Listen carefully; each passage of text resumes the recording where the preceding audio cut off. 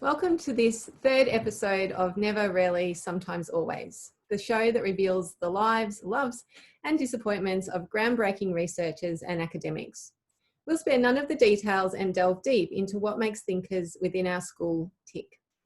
This is a raw and unedited insight into the fascinating inner thoughts and rarely shared experiences of some of the most fascinating people in our community, scholars. This series is brought to you by QUT's School of Public Health and Social Work. You can find us on Facebook, Twitter, and Instagram. Today on the show, we have three lecturers and researchers from PHSW, known for not holding back on their views about equality and fairness in our society. But before we get rolling, I'll introduce them. First up, we have Dr Heather Fraser, an Associate Professor of Social Work here at PHSW.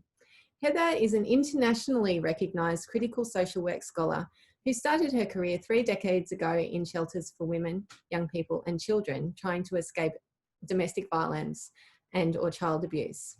Over the past 25 years of teaching and research, Heather's research has traversed disciplinary boundaries and includes critical animal-human studies. Her latest book, Companion Animals and Domestic Violence, is a must-read for people interested in critical social work.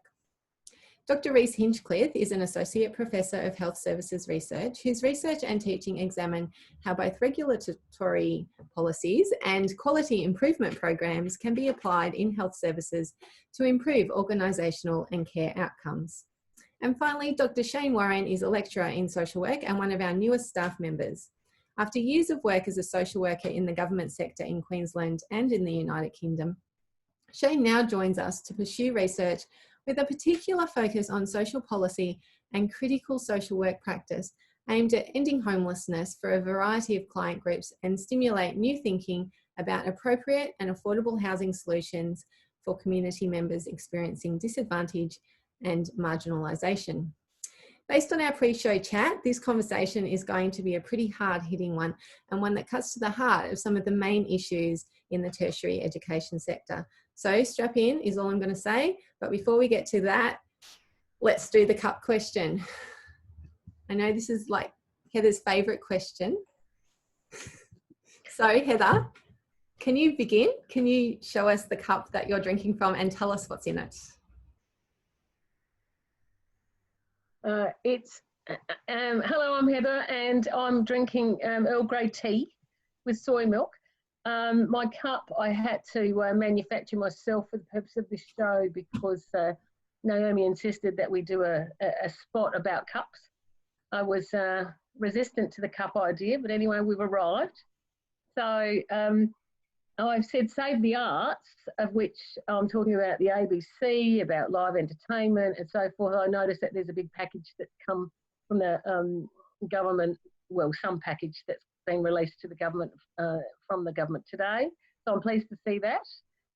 But yes, strap in. We've got lots of important and interesting ideas that you're not likely to have heard in too many places. Good, okay. And the soy milk, Heather, do you want to tell us a little bit about that? Yes, the soy milk. The soy milk is mentioned because it relates to animal liberation, which I'll talk about a bit later. And a shout out to any vegans who are out there, and to say that if you too go to staff meetings and so forth and are not given soy milk, as a matter of course, you too can join in my campaign for soy milk at all staff meetings. Thanks, Heather. Dairy is scary. Reece, what about you? Tell us about your cup and what you're drinking today. Sure thing, Naomi. So this is my cup, if I can get it right. There we go. My little pup cup, as my fiance and I like to call it. So there's just one, and it was bought to remind us that we've really got to get ourselves together and finally get this dog that we've been talking about for several years. So I'm hoping that by the end of the year, if a new catastrophe doesn't emerge, that I can use as an excuse to be really slow on this issue, that we will actually get like a nice little sausage dog. And in terms of what I'm drinking, it's black plunger coffee, and actually coffee that I got from my last trip to Indonesia. So Central Java's got some, some nice coffee there. So I thought I'd bring some. So that's your secret, Reece? What? Indonesian coffee? that's how I managed to get through all these student emails at this time of the year. Good on you. And Shane, what about you? Hi, Naomi. Yes, the coffee cup that I chose today is very special to me.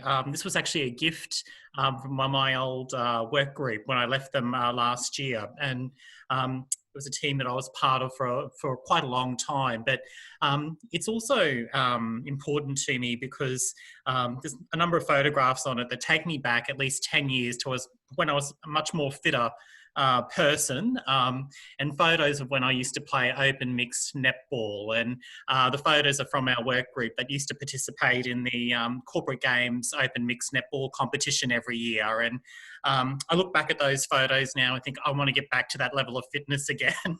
One day it'll happen. And in terms of what I'm drinking, it's just Moccona coffee with milk and no sugar. And do you want to give us a little look at some of those pictures, Shane, or are you going to sort of hide them there underneath? Oh, sorry. Yeah. I'll try and hold it up a little bit closer. Yeah. So yeah, it was a lovely going away gift from my old work group, and yeah. Cute. We've had a couple of cups that have been going away gifts. So to any work groups out there thinking of giving someone a gift because they're going away, it looks like the cup is a very good choice. Okay, so I'm really interested in the journeys that academics make to get to where they are, because I know that they're not necessarily linear, and I know that they all don't look the same. So maybe if we can start with you again, Heather, can you tell us a little bit about how you arrived here in the academy, and what were the kind of the life experiences, I guess, that got you here? Well, I didn't start out wanting to be an academic. God, no. I was a student activist at university. And so I got my assignments done, but I wasn't really serious as a scholar or anything. But I happened to be, I'd finished my degree and I was a youth worker, and I was doing some various things. I was very much in part of the women's movement, the women's rights movement. And I was at a party, and a woman came up to me and she said, "You should come and teach with us."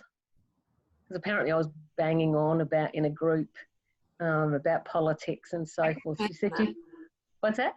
I can't imagine you doing that at all. Yeah. So anyway, she said you should come and tutor for us, and that's how it started. And that's really, and it was only after I began teaching that I became serious about scholarship. It wasn't the other way around. So what do you think produced that? What was it about teaching that made you realise the importance of scholarship? That's a good question. It took me much more into the world of research in a deeper way. I then was around a lot of people doing research. When I was tutoring, I already had my I was doing my Master of Policy and Admin. And then I went away to England and I worked as a frontline practitioner for a couple of years, but I came back and with that experience and headed up the field team actually in a remote, a regional university in Queensland. And that's really after I was involved in all of that, I thought I really want to go on and do my own research now. I want to get the credentials. I want to finish the PhD. So that was in the 90s. So you almost did things kind of the other way around. Hey. Yeah. Use that practical experience to move into kind of a more theoretical. Yeah. It's interesting. Reece, what about you? How did you find yourself here with us? Well, in the beginning, Novak Djokovic blessed some dirty water and the amoeba became Reece or something like that. No, my story is actually a lot more long-winded than that. So bear with me and feel free to interrupt if I'm going on too long. Everyone who knows me in the school, my family and friends knows that if you give me a microphone, you're probably going to have to tear it off me. So let's see how we go. So look, I was pretty much your typical sort of lefty arts student when I started at Sydney Uni. I came from a fairly alternative high school, and my mates and I basically, for those that know Sydney Uni, just wanted to hang out at Manning Bar. So I probably only went to a few lectures in my first year and was much more interested in, socializing and, having a good time. But yeah, in the course of my arts degree, I came across this topic of social anthropology, and I just found it really fascinating. It really got me. I guess I'd always felt a little bit almost removed from society, like a bit disassociated from the environment in which I grew up in. So ethnography and that whole way of trying to, view the normal as something different and try to critically analyze everything around really aligned with who I was as a person. So I went, all right, this is for me. Got more serious with my studies, ended up completing honours, which I enjoyed. And then actually had a kind of interesting sort of period where my life could have gone one of two ways. So one of the main anthropology professors was actually a lead consultant for the Australian Federal Police and the New South Wales Police. And he offered to get me involved in the Asian organised crime units in both of those organisations. So that led to a lot of questions. My family, I come from a fairly, poor family. So they were like, come on, why, you've got to take this offer, free money available. But, I was really interested in studying, and I knew enough criminals in my life growing up that I didn't want to be catching them. I wanted to have kids and not have to worry about them. So I was lucky enough to get a PhD scholarship at the George Institute for Global Health at Sydney Uni. So that was great. So I did that for 4 years. Tried the whole research intensive thing for about 3 years as a research fellow at UNSW. It was great. It was interesting. I learned a lot, but look, to be honest, my life was pretty unstable growing up. So my family moved a lot, parents broke up, probably lived in around 20, 25 different homes before the age of 18. So the whole, the intensity of soft money contracts and all of that was just too stressful to me, to be completely honest. So I went to the other extreme and I went, I'm going to join government where they'll never be able to get rid of me there. So I did that for 18 months and it was great to see the other side of the fence, get down from the so-called ivory tower of academia. It was interesting, but ultimately, instead of being a public servant, you know what, Naomi, like I actually felt like a political slave.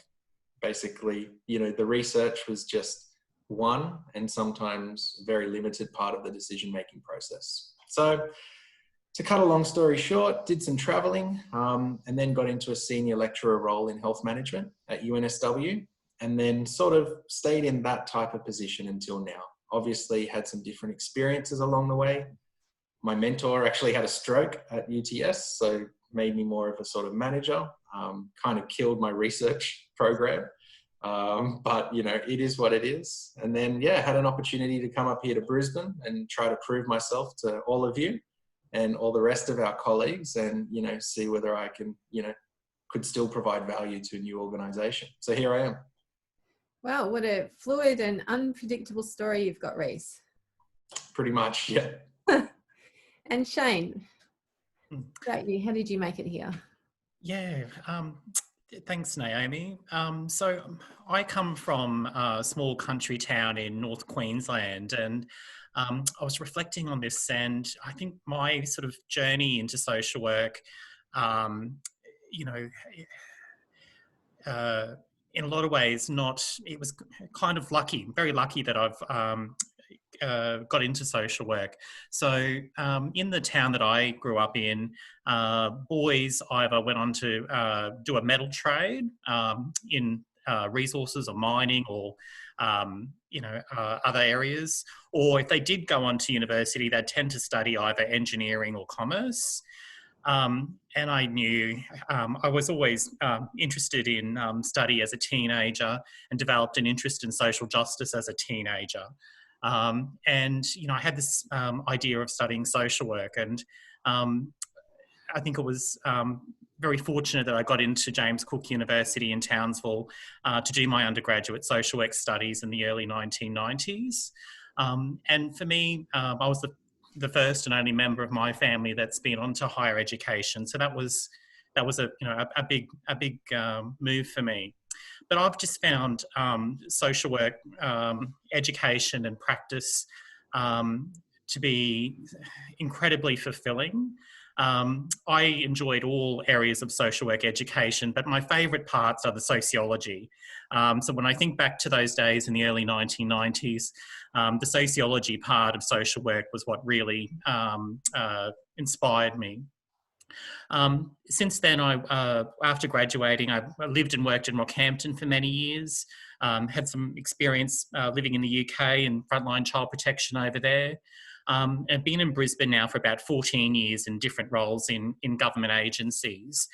When I was about 37, after a long time away from academia, I thought, you know, I think I'm a single gay man.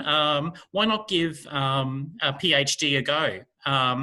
And so I made some inquiries and, you know, started a PhD in the field of homelessness and doing that part-time. And I think that's been kind of my pathway into academia and developing networks across universities and in the higher education area. And I've only very new to QUT, so I joined QUT in February of this year. So just working through and the experience of you know, my very first semester as a member of the academic staff here. So that's probably my story and my pathway in terms of how I've got here. I'm really interested in being in a rural community and deciding to undertake a study that was kind of really antithetical to what was expected of you as a male. Mm. How did your family or the community react to that? It was a struggle at times, it really was. And yeah, especially being a first member of my family to go on to higher education, Naomi. But it was certainly challenging, and there were lots of arguments and fights, as tends to happen in most families. But I think because of my interest in the area and my commitment to the area, I think people respected that and trusted my judgment in the end. And I've just found, you know, social work has brought me into contact with the most amazing people at all levels.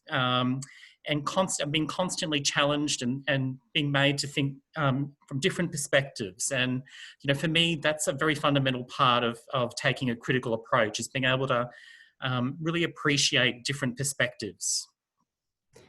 Yeah, interesting. So all of you in one way or another were at some point faced with a choice of kind of pursuing what you might call a sort of professional career, a practical application of knowledge, or coming into this kind of academic space, which is a bit more abstract and where we do actually practice critical thinking. So I'd love to hear from you all about what you think the importance of critical thinking is, especially given it's kind of currently under threat at the moment. So Heather, maybe we can start with you. Why is critical thinking so important? Why should we be doing it and teaching others how to do it? Well, if we start with what is it?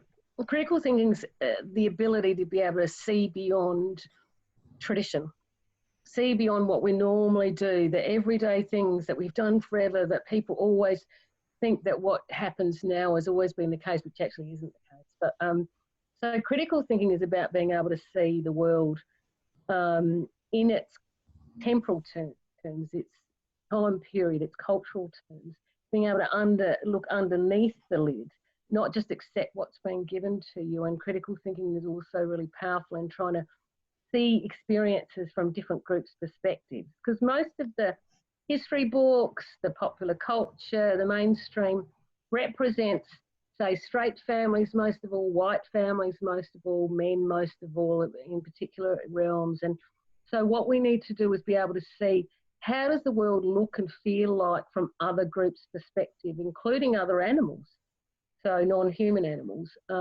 what's going on for them. And what happens is when you start to assert those different perspectives, often the people who've got what we call privilege will often get their back up, because they want it to always be about them. So if, in a sort of simple term, it's like the same person having their birthday party every month and everyone else misses out on the birthday party. They just go to their birthday party. So critical thinking enables us to really peel back those layers and sometimes experience some information and knowledge about the world, or often I would say, that it's easier sometimes to not know, to bury your head in the sand, to go along in an ignorant fashion and to pretend that everything's fine because it might be fine in your world. If you're a critical thinker, you don't think like that. But the magic of it is you get to put the jigsaw together and think, that's why that works like that. I see. I love that. I see. Because isn't that kind of crux of it? The aha moment. I see. Yeah. Yes, it is. It's the being able to put things together, and you get changed by that process. Students talk about that all the time. I mean, Reece talked about growing up poor, and I did too. And you get, and Shane talked about growing up in a mining town. We all come from working class backgrounds, and we're all underrepresented in the history books. Now, we're not as subordinated as the Indigenous populations, admittedly, in history and so forth, but we still play sort of a big part. We make up the extras on a movie set. We're never the main people. So when you take an interest in critical inquiry, you start to learn all sorts of things. Like you start to learn from Bruce Pascoe, an Indigenous scholar, that, about how much established agriculture was going on before white people ever arrived. And their assumption was that Indigenous populations didn't grow crops. They certainly didn't do it in a systematic manner. And I could use 1,000 examples, whether it's women or animals and so forth, various populations that don't get the limelight and the accolades and the recognition that they deserve. Shane, any particular moments for you that you can remember where you've had those aha moments and you've, to use a kind of trite metaphor, you've sort of come out from the dark and seen something that you didn't see before? Would you, anything that you'd like to share there? Yeah, it's a really good question, Naomi, and there's a number of things. I think firstly, I was really quite influenced by the radical social work tradition, and particularly some of the UK academics and authors from the 1970s and people like Mike Brake. And I think when I was an undergraduate social work student, one of the,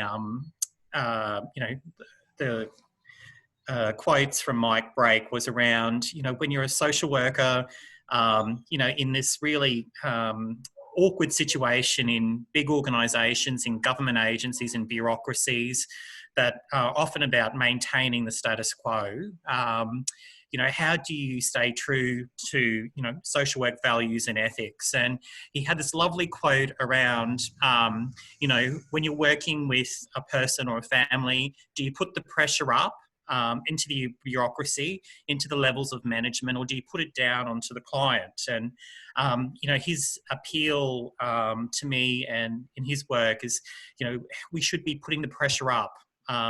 It shouldn't be put down. So that was one of my sort of aha moments in terms of when I go back and think about critical and radical social work traditions. But, I think, in the last 25 years, the rise of managerialism, I think has just had, really, challenging implications for social work, human services practitioners right across a number of areas. And, I guess where I sort of sit with it now is just the courage that I see so many social workers and human services display in their practice when they're challenging those dominant systems. Can you just for everyone's benefit who might be watching and not really understand what managerialism is, could you just explain that term for everyone? Yeah, so for me, managerialism is about the opposite of social work and social work values around social justice, equality. It's about achieving economic and neoliberal objectives. And I think there's a preoccupation with bureaucracy, preoccupation with hierarchical power structures, exclusion of people, and ultimately oppression. Reece, I'd like to hear from you on that point. How does that affect does managerialism have a big impact on your area of research or your area of interest? Yeah, most definitely. I mean, I think every kind of sector, is in some way going to be affected by this growing managerialism.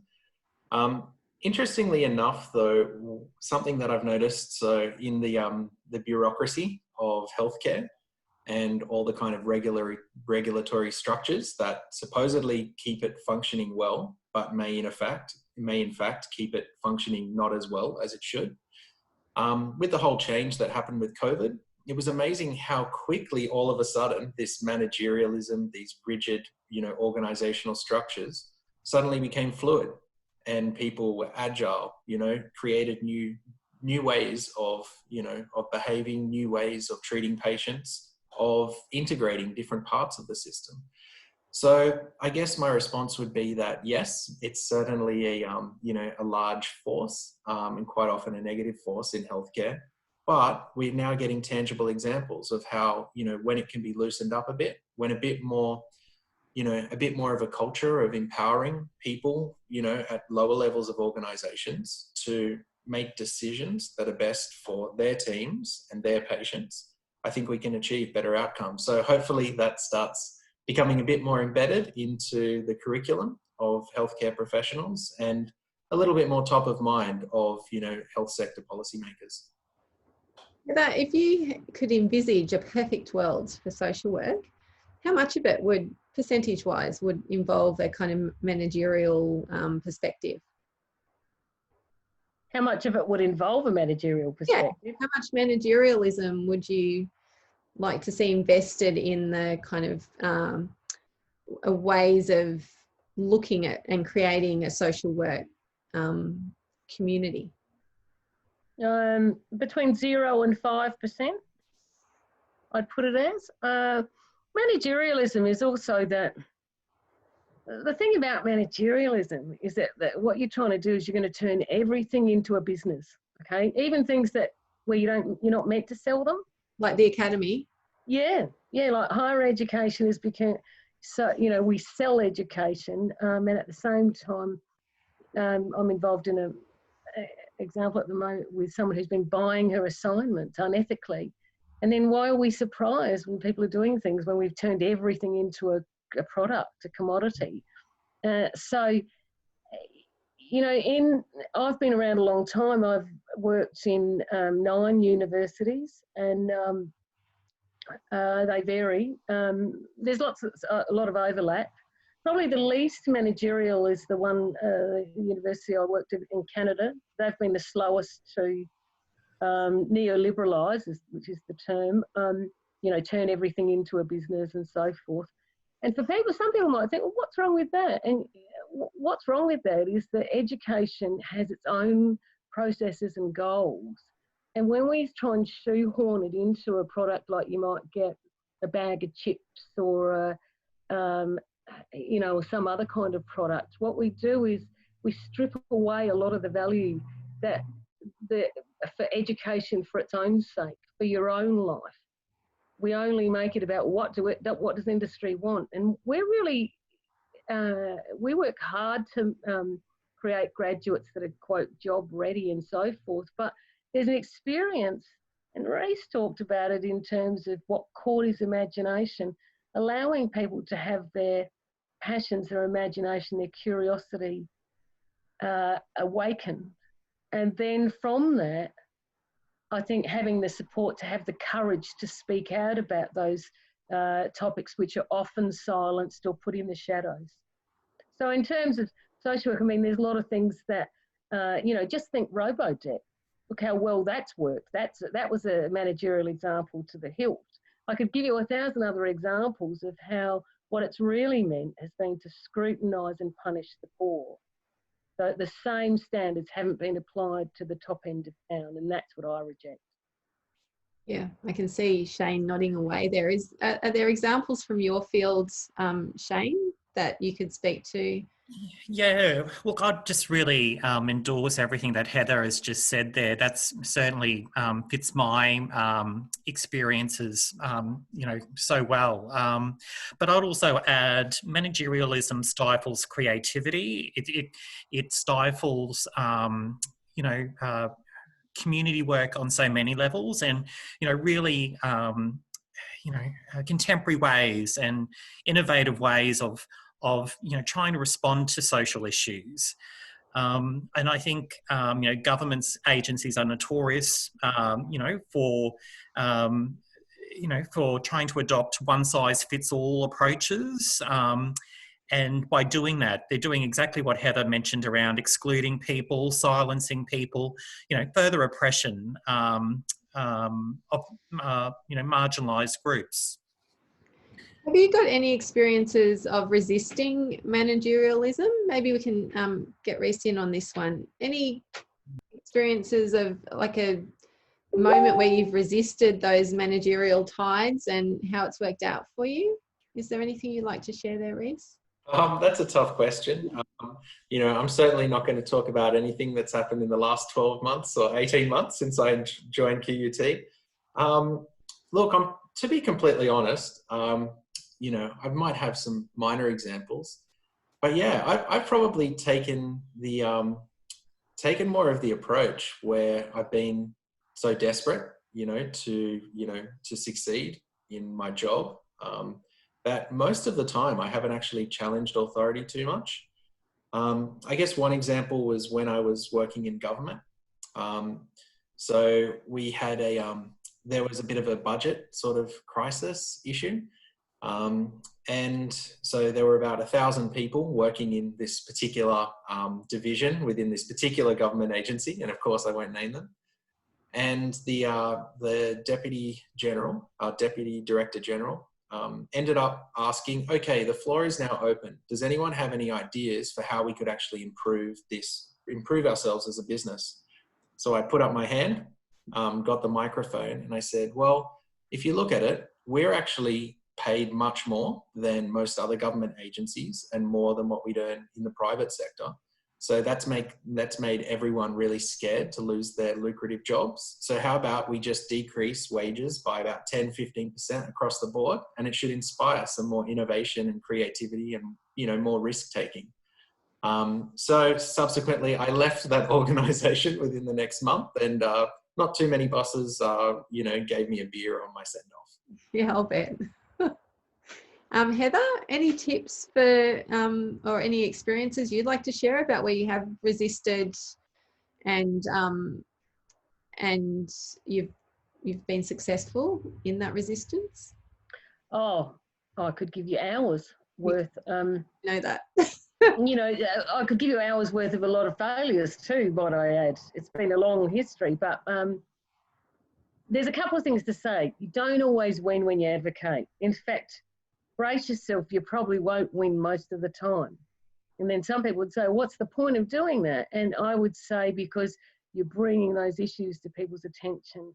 You're often through the squirm. And of course, some people think, oh no, don't make people uncomfortable. And sometimes you have to make people uncomfortable if you want to assert. You can't just laugh. I'll give you a simple example. You can't just laugh along at the racist joke or the homophobic joke if you consider yourself a fair, decent person and you consider yourself an ally. Sometimes you have to do things like, what is that? Or you start, it's the old community idea of principle of least pressure. So you start slow often. And I'll give you, I've got several examples, but I'm a bit shy of the camera around the QUT examples. But just to say there are examples, and quite recent ones, where you have to sort of strap in sometimes for some of the kind of punishment you might get. But certainly at other universities, there was a big thing that I did with a woman called Linda Brisman when we were at QUT.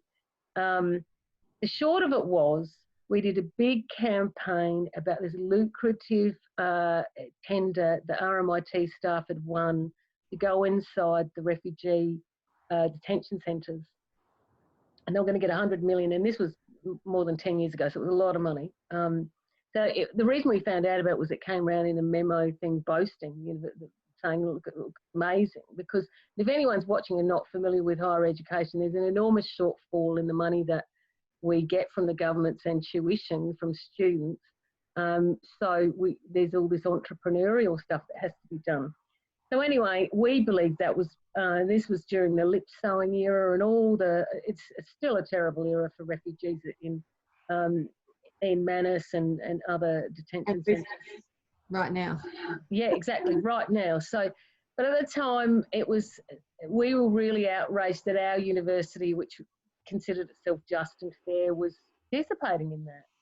And so we had a big hoo-ha about it. But one of the things I'd say is, I often tip people off. My bosses will often say, look, this is what the action I'm wanting to do, just so they don't feel ambushed. Sometimes, and I work very, very hard at relationships generally, because if you're going to push people, you've got to have some support. And if you go to work with people on some stuff that's going to get attention and not always positive attention, you need to be showing that, A, you're a really good worker in every other respect, and that you've got regard in that organisation, or you do risk. But the thing I'd say is, don't be scared to be an advocate, because it's the most remarkable thing that you can achieve. And just on the RMIT situation, they didn't go ahead with it. They did offer, at a time which this was unheard of, we got 10 full-time, which turned into 20 free university scholarships for refugees or asylum seekers. So that had some real impact. They went for many years, that program. So I was really proud of that work that had led to that, and I was on the committee that oversaw who got how the scholarships were allocated and so forth. So you too can be part of a really important life-changing experiences for other people. Yeah, thanks for sharing that, Heather. That's a very inspirational story. I think we're often faced with moments where we consider speaking up or not, and it's good to know that there are trailblazers like you. Absolutely, yeah. It's fantastic to have people like Heather around. You know, it's really inspiring. And once I pass probation, I'm looking forward to joining you. Any texts that you've read, Shane? You did mention one scholar who really inspired you, but if there's anyone listening who kind of wants to read a little bit more or learn a little bit more, where would they begin if they're thinking about learning about critical inquiry and the types of stuff that we've talked about today, the life-changing things today? Yep. Well, there's, we can go to the work of the head of our school and Professor Christine Morley, and extensive bodies of work on critical social work, and a number of other Australian academics and people like Jan Fook and Jim Ife and others. And there's certainly no shortage of really good work that's happening, and applications of critical social work in a whole variety of different areas. I think, when I was beginning as a social worker and in my early 20s, critical social work was kind of really just sort of coming together in a way. And, I remember buying Jim Ife's first textbook and taking it to, I found a senior social worker in Rockhampton who was able to provide some peer supervision to me, and I really needed it. And I remember finding that work at the time incredibly helpful and useful, but it was so limited then. And I just sort of feel now the range of material that's available is just so much more diverse.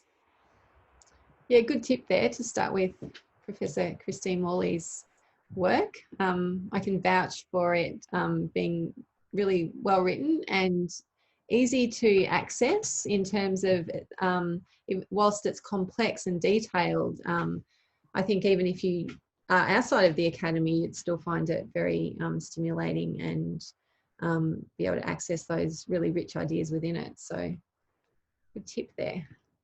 Shane. Heather, isn't this what we do in social work at QT? What's that?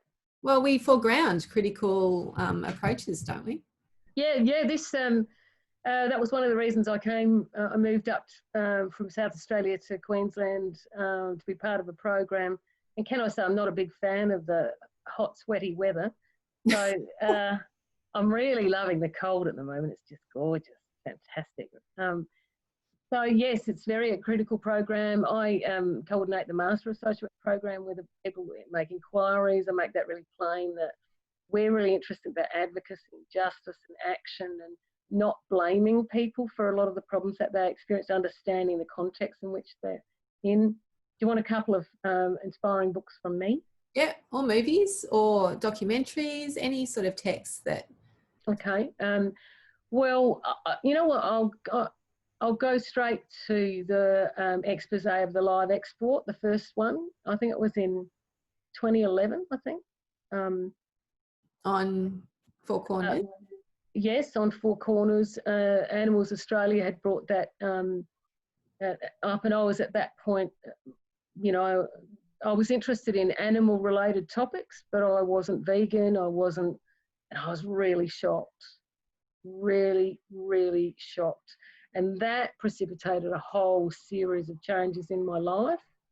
And I always I bought into the idea of I didn't want to be that kind of person that was seen as that vegan and what have you. And now I really stripped that back. I should have done it much earlier, actually, because, I mean, I'd always been that person that could be stereotyped, the women's rights activist and so forth. But the animal rights seem to be, there's such a lot of hostility towards that. So Carol Adams' Sexual Politics of Me, if you haven't had a look at that, that's worth having a look at.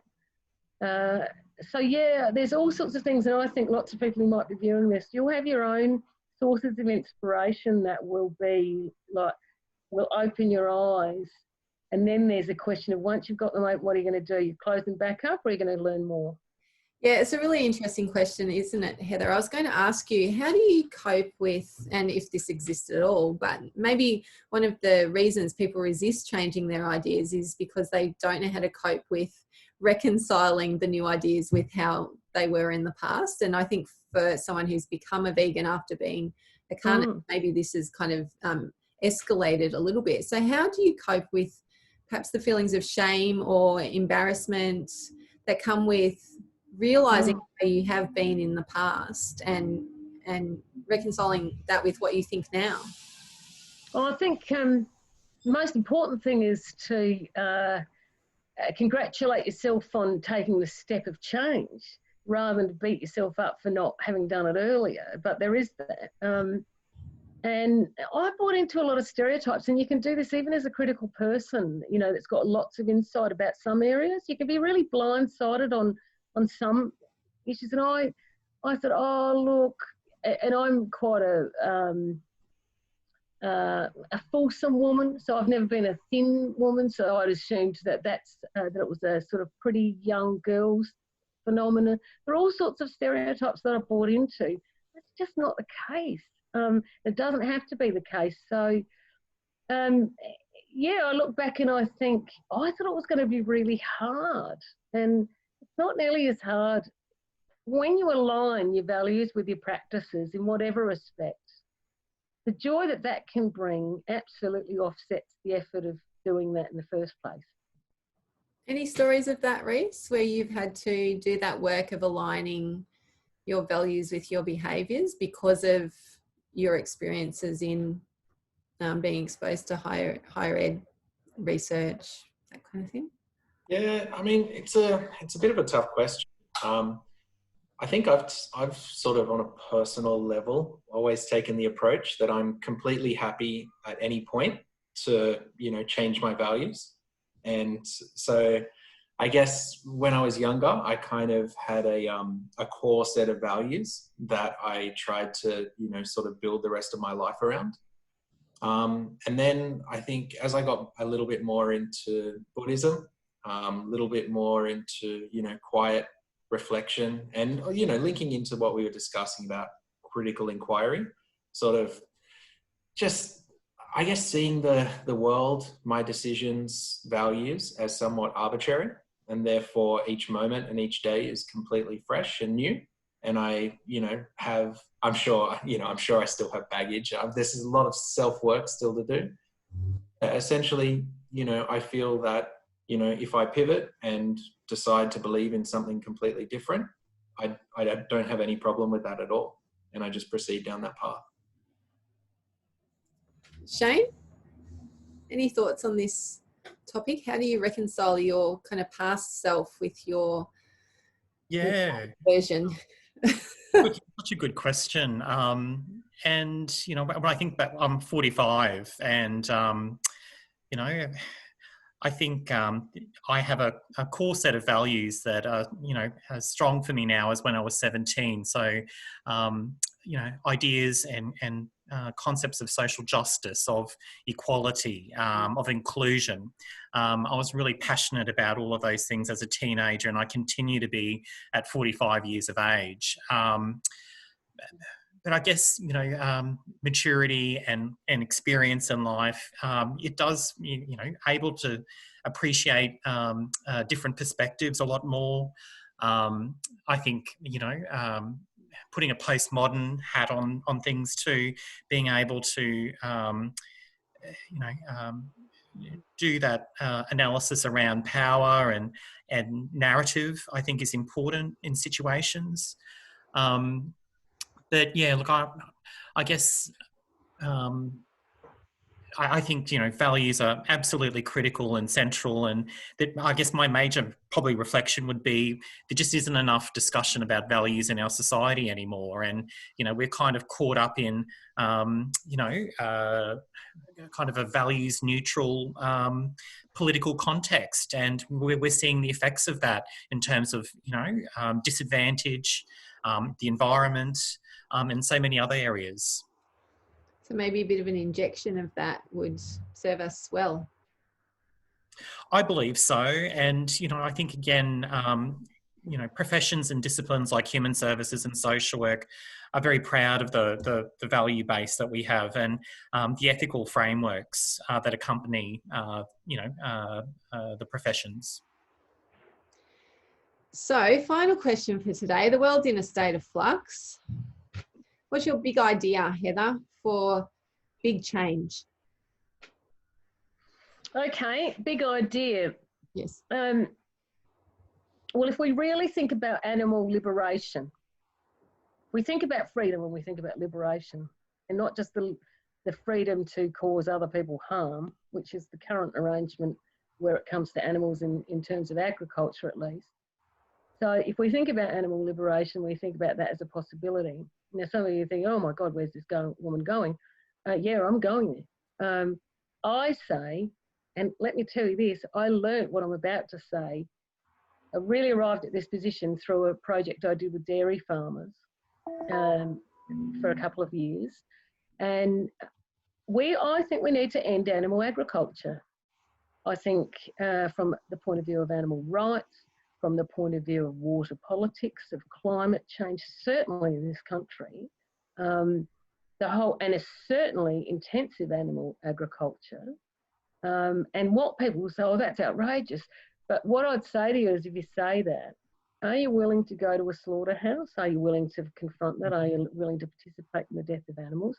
Are you willing to do that? And at the end of all of that, how do you justify considering yourself to be either A, an animal lover, or B, a just person? And the enslavement that we see a lot in especially animal farming, and this isn't to put all the blame on farmers. No, we're all part of this system. Farmers need assistance, and workers on farms, they need assistance to transition out of these industries. They need assistance for all of the stuff, their mental health that they're going through with all the crises of finances and so forth. So this isn't about, this is about saying, just like we all need to face climate change and stop having quite a fake debate about whether it exists, we also need to, if we got serious about food production, solving world hunger, then we would end animal agriculture and we would use that land and that water to grow crops. Great idea, Heather. Thank you. Can we do it tomorrow? What about you, Reece? What's your big idea for big change? Well, you know, besides empowering me to run the world and that kind of thing, you know, that would end in disaster, clearly. Actually, before I get onto it, I just thought I'd mention to Heather as well, there's these really interesting anthropological analyses of slaughterhouses, where they actually go through and show how, because the work of killing is actually, you know, divided between so many people, none of them sort of have the karmic load, or whatever term you use. No one is responsible. Hackerack? Is that the study that you're thinking so. of? Yeah, that every 14 seconds or something. Yeah, it's a brilliant book, isn't it? It's really powerful. Yeah. So I think that's interesting. Yeah, and how, you know, what's the process in our minds that converts a piece of an animal into meat that we buy on a supermarket shelf? You know, it's a very, you know, interesting thing to unpack. So I'm all with you. And Shane, just to follow up on, I felt a little bit bad saying that I was almost values neutral. And then, you know, I think it's great where, you know, obviously having good social values is critical. I guess what I was more saying is that in the same way that the norms and the values of dominant society at the moment aren't flexible and therefore need to be receptive to change, for even the values we're contesting that dominant narrative with also need to have that inherent flexibility, so that, you know, when the next, you know, the next idea sort of comes along, that we can then also mold and adapt. So I don't think I just wanted to make that clear. I'm not anti people with values, especially not in this environment today. I'd be lynched, that's for sure. Your big idea, Reece? Yeah, sorry. So is that your way of telling me I'm rambling? All right, no, I follow you. Look, I reckon it's really got to start with the kids. So I think fundamentally reforming school education is where I'd sort of start. So I had to think about this before, and here's my slogan. So you've got to promote more personal reflection, social connection, and environmental protection.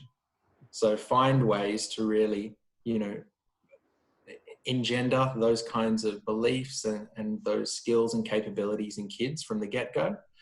And I also went the extra step of thinking, okay, what's some out of the box ways we could do it to really, you know, ensure that children, you know, acknowledge and value integration rather than us reinforcing constantly the illusion of separation between each other and the natural world.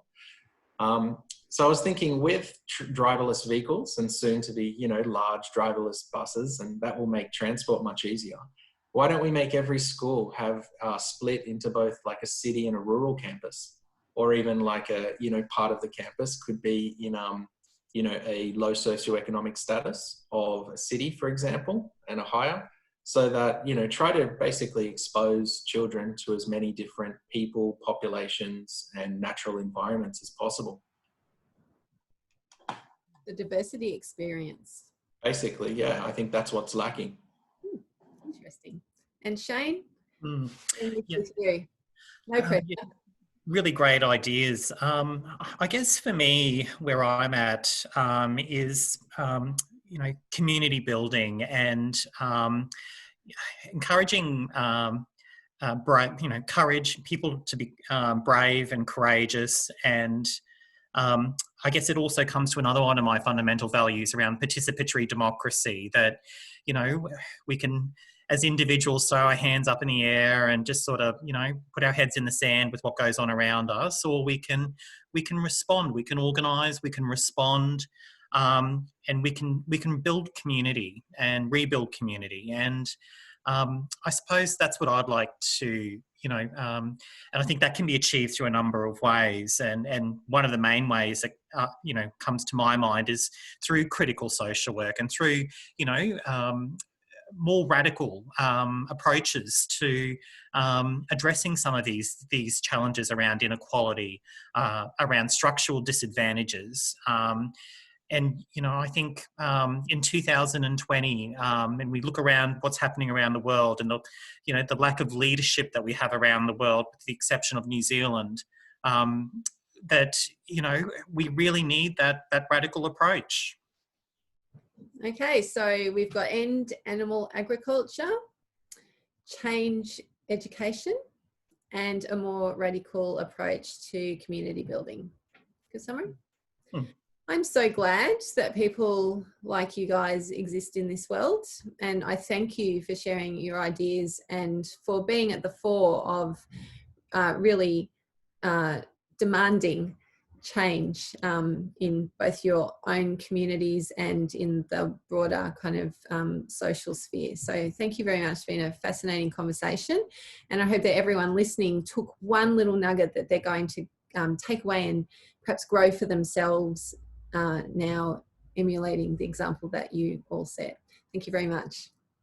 Thank you, Naomi.